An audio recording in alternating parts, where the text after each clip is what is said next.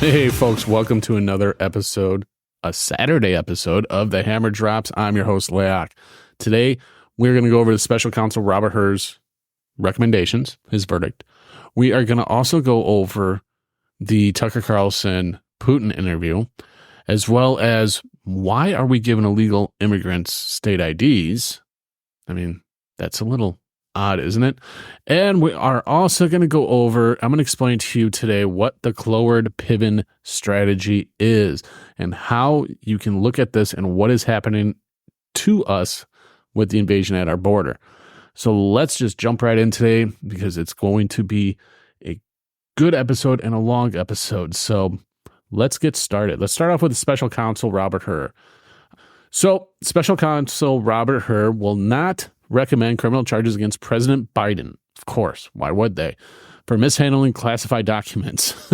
According to his report, after a months-long investigation into the president's alleged improper retention of classified records, which he was not, vice president, he has classified documents.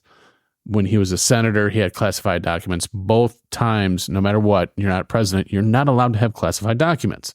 How he got him out of the chambers is still, that's like the fucking question right there. Like, how did he get them out and able to just keep them like that? But I guess we'll never know. Hur has been investigating Biden's improper retention of classified records since last year.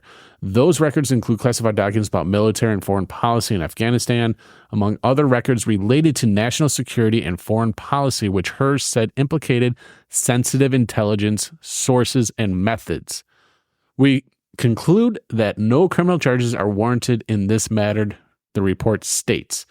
We would reach the same conclusion even if the Department of Justice policy did not foreclose criminal charges against a sitting president. The special counsel also described Biden as a sympathetic, well-meaning, elderly man with a poor memory, which Biden did not take kindly to.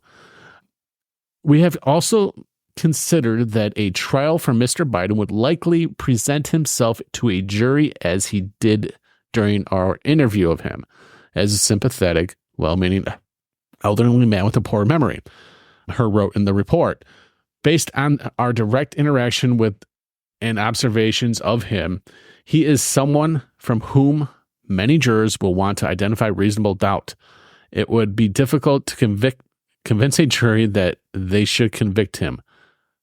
By then, a former president well into his 80s of a serious felony that requires mental willfulness. But yet, they are still going after Trump when he was president and he was allowed and he declassified those documents that were down in Mar-a-Lago. And even when they requested them back, he said, sure, come get them. But yet here we are. They're still going after Trump over the same thing that they should be going over Biden as well. But Biden, since he's old and elderly and sympathetic, and see, this right here is what I think is going to essentially take Joe Biden out of the 2024 election. My prediction, by May or even by the end of summer, Joe Biden will be stepping down for health reasons and legal reasons for his son. That's my opinion, and I think that's truly going to happen, honestly. So, but Hur said with his investigation, he uncovered evidence that President Biden willfully retained and disclosed classified materials after his vice presidency when he was a private citizen. Go figure. The materials included marked classified documents about military and foreign policy in Afghanistan, which, look at how good that went when he had removed our soldiers from there. Also, notebooks containing Mr. Biden's handwritten entries about issues of national security and foreign policy implicating sensitive intelligence sources and methods. Hur also said the FBI agents recovered the materials from garages, offices, and basement den in Mr. Biden's Wilmington, Delaware home. What they're not telling you is that the college in Philadelphia where they uncovered these was also a place that the Chinese government had donated over $54 million to. And he just kind of left him in an office that he never went to, even though he was getting paid $1 million a year from the said college for a bullshit course that never happened. Go figure. So, but Hur said that the evidence does not establish Mr. Biden's guilt beyond a reasonable doubt. Prosecution of Mr. Biden is also unwarranted based on our considerations of the aggravating and mitigating factors set forth in the Department of Justice Principles of Federal Prosecution. The report states, for these reasons, we decline prosecution of Mr. Biden. But yet they're still going after Trump, folks. You're starting to understand the two-tiered system out here, I hope.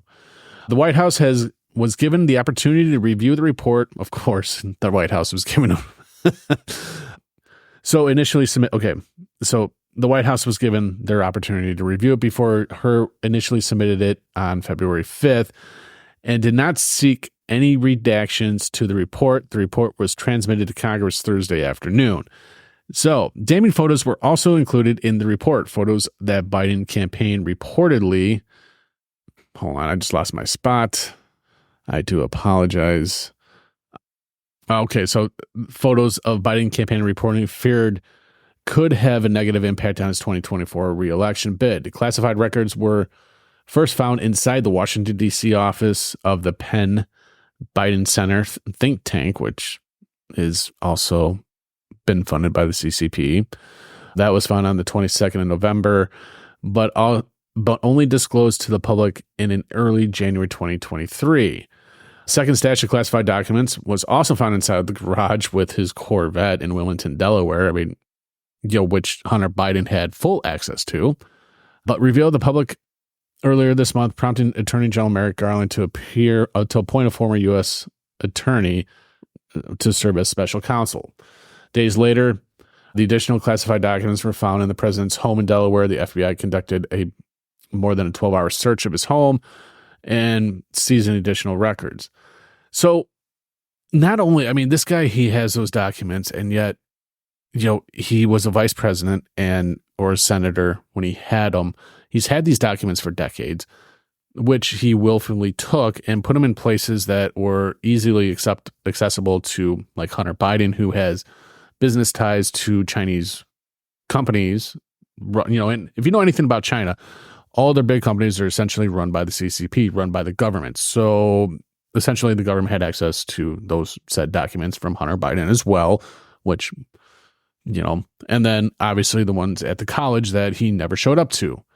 But we're going to go after President Trump, even though he had his at Mar-a-Lago in one spot, mind you, with security through the roof. There was no in and out without their security system or the security detail seeing them.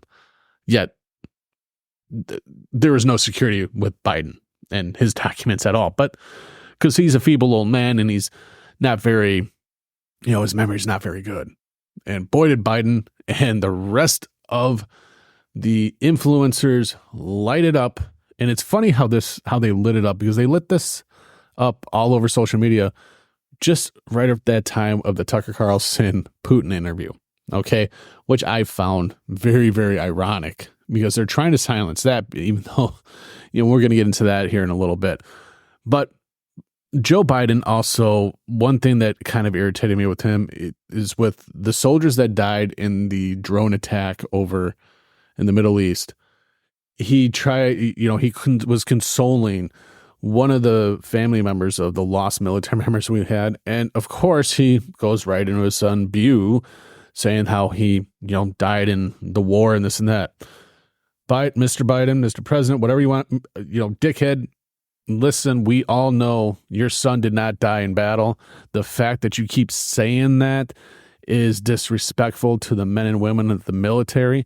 Your son died from brain cancer, not in the military, not in battle. He didn't lose his fucking life like those people did, the men that got ambushed with the drone attack while they were fucking sleeping in the Middle East.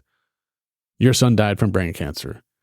President Biden, your mind is, you're losing it. You just need to get out of office. And I think what they're doing now, like I said, is they're starting to stack the deck against Biden to essentially force his hand to step away and then usher in Michael Obama.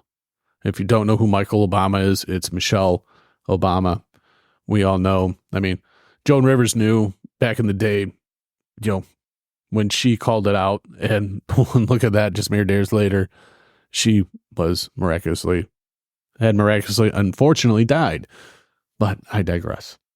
So that's what's going on with that. Biden influencers all pissed off at the fact that this happened. And I think it happened to silence the interview with Tucker Carlson and Putin. So yeah. Now let's switch gears here because, well, it's not really switching gears. It's still about Biden here because Biden and his border policies are horrendous. But I'm going to explain something to you here. It's called the Cloward-Piven strategy. Okay. And this, if you start to look at it and start to think about it, you can see that this is what is actually happening.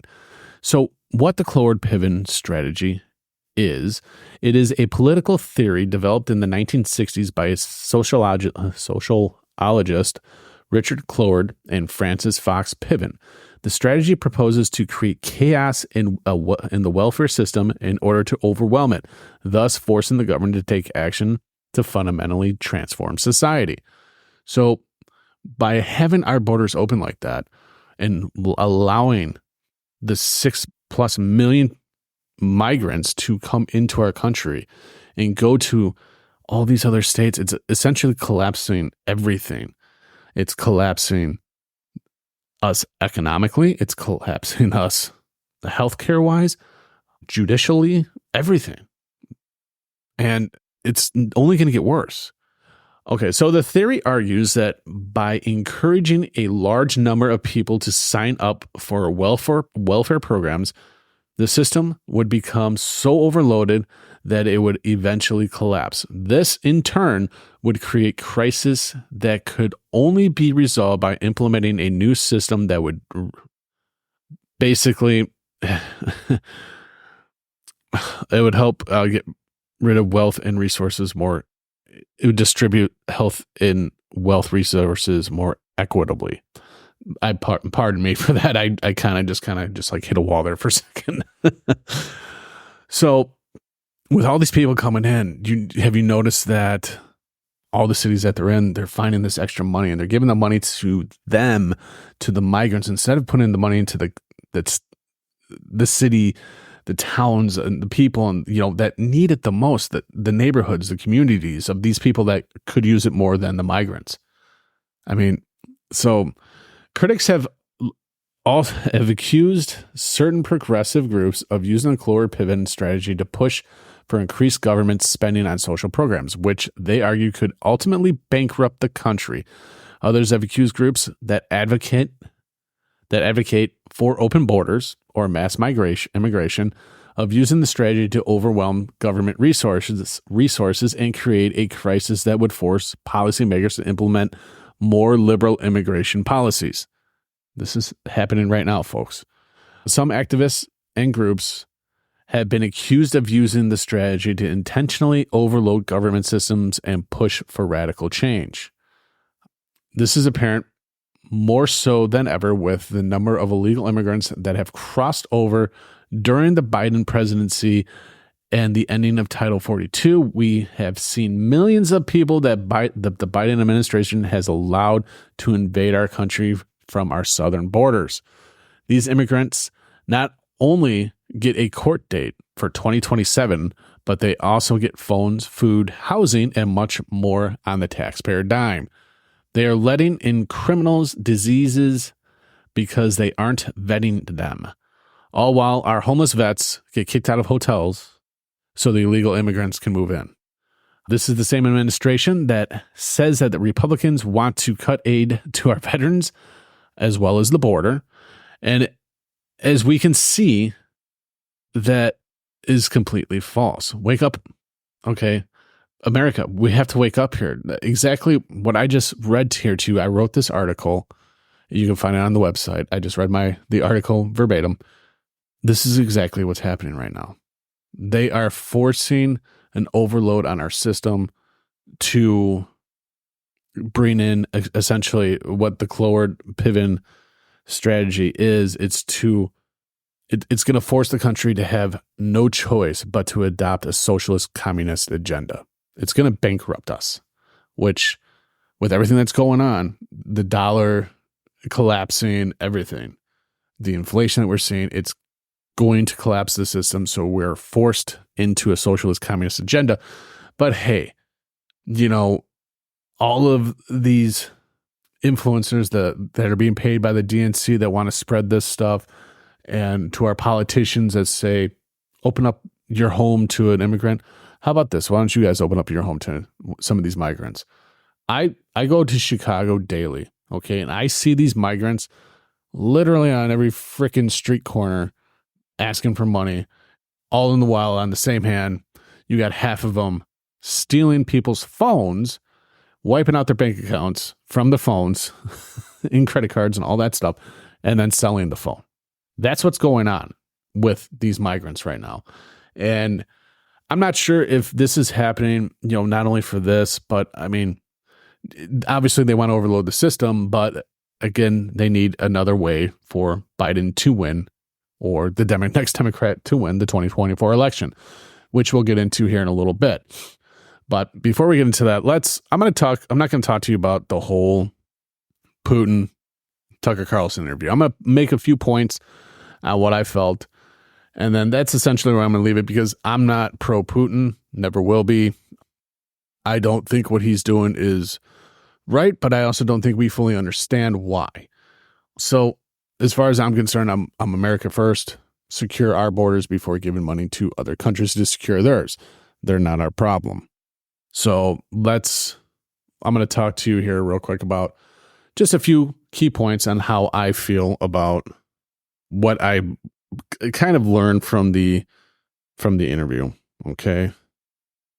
So Putin, in my opinion, this is my opinion, I feel he knows way too much history. He knows a lot of history, folks.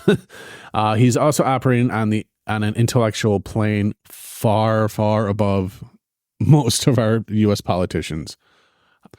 Putin also appears to want to have cooperation from the West, from who have isolated Russia. Putin, he does not want to invade Poland or take over the world. He is not the deranged warmonger that most mainstream media outlets describe him as. He's also well aware of the deep state and recognizes the CIA as nefarious, okay? Which we all know. The CIA had their hands in the Nord Stream 2 pipeline exploding. Joe Biden went just before that happened and said that if Russia crosses the border, they will shut down Nord Stream 2, and look what happened. It blew up, which effectively took from, supplying, Europe. So some of the things I would like to have seen him answer, as far as this whole Nazism that's going on over there, I would like to have seen him, Tucker Carlson, ask more questions about that. You get some answers from there. I would have liked him to ask questions about the biolabs in Ukraine and get some answers for that. But unfortunately, I mean, I get it. Tucker Carlson is walking that thin line, and he has to pick and choose which direction he wants to go. Because, I mean, you're in Russia, and if you say the wrong thing, yes, Putin will have no problem putting you in jail, and then you're kind of screwed. And of course, our U.S. government won't do anything to help Tucker Carlson because they're all pissed off at him. I mean, hell, his video of that interview, literally over 177 million views. There is no station, no mainstream media outlet that gets that many views on any kind of video, but Tucker Carlson does. One other thing that Putin, I was just thinking about, I just had a brain fart. Never mind. So yeah, that's kind of what I've gathered from it. I know Tucker Carlson did bring up about the Wall Street journalist that's there, but Putin, he's pretty well set on keeping him there. Tucker did try to ask Putin to allow him to go home with him to leave, but apparently, if he was, doing something illegally there, then unfortunately there's nothing that can happen. So that's that. So Again, if you want to watch the Tucker Carlson Putin interview, I'm sure you can see it anywhere you want to. Go to, Twitter. It's up there. It probably won't be on Facebook because Facebook will quiet it. It will shut it down and all that stuff. So, but that's pretty much my summary of what I've gathered from that video and that interview. Now, on to the migrants. Okay. So, it is proven that these migrants, and I'm going to post these videos again onto social media, they are giving the migrants state IDs. And one of the key things that you need to be able to vote in an American election is to have an ID, which most places over the last election, I know I never got asked to see my ID or nothing like that. But they're handing out IDs to immigrants, to illegal migrants, and all of them are saying that they're essentially going to vote for Joe Biden. So we have 6 million more migrants that have crossed over that are now in all, in the main places like Illinois, New York, and all that stuff that are collapsing our systems.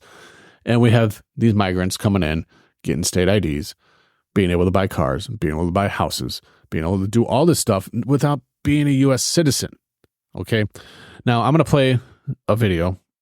Unfortunately, you're not going to be able to see the video, but you will hear the audio. And I do apologize. It is going to be in Spanish and I don't translate. So if you want to see the video, definitely go to our not our webpage, our social media at Facebook, and you'll be able to see it there.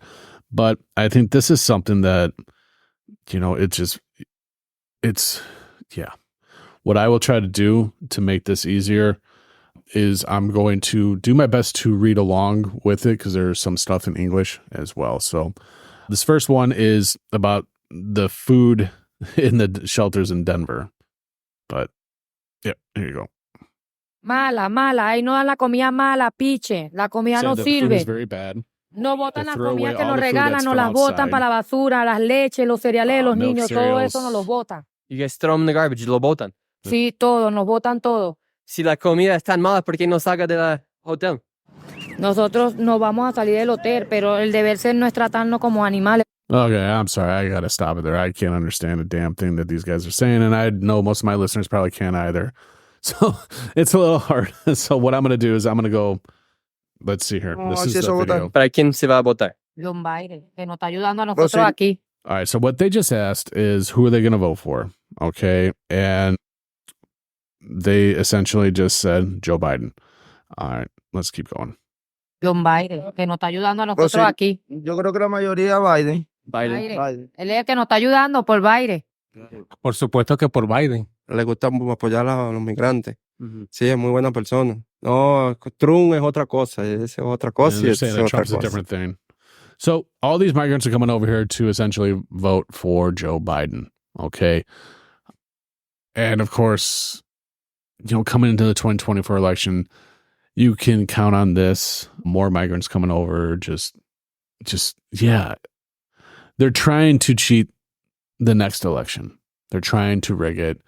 And it's funny that speaking about rigged elections, Nikki Haley lost twice in Nevada and she's blaming it on a rigged election.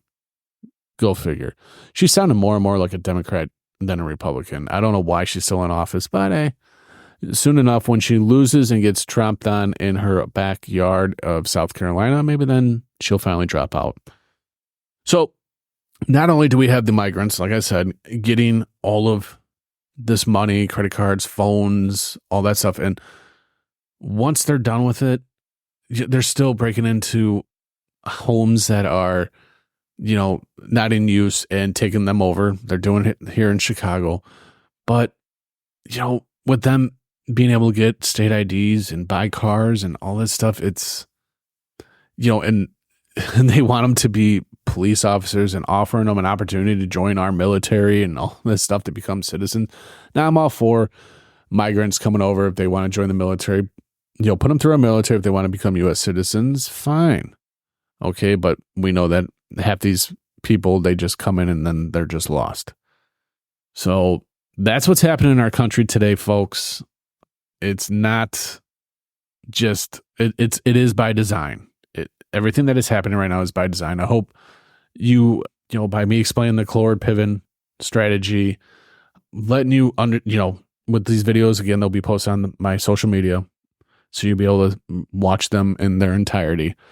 They're going to vote for Joe Biden. They're going to give these illegal migrants the right to vote in U.S. elections without being a U.S. citizen, in hopes that they vote for Biden or Democrat, Michael or Gavin Newsom or whatever.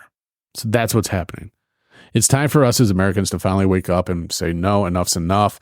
But I know, unfortunately, that's not going to happen until it's too late. All right. So this is where I'm going to draw it today, folks. I hope you guys enjoyed the show. Do me a favor. Make sure to share this, like the episode, give me a 5-star, give me a review, help us break those algorithms and get out to more people. If you know somebody in your life that this episode may offend because they are lefty or whatever, feel free to share it with them. If you want to be on the show, email me at layak@thehammerdrops.com. Let me know what you want to talk about, and let's see what we can do about getting you on. If you have a topic that you want me to go over, again, email me there as well. But definitely go to our social media outlets, give us a like, share, and give us a review. Very easy. All right, folks, until the next time, you all be good to one another, all right?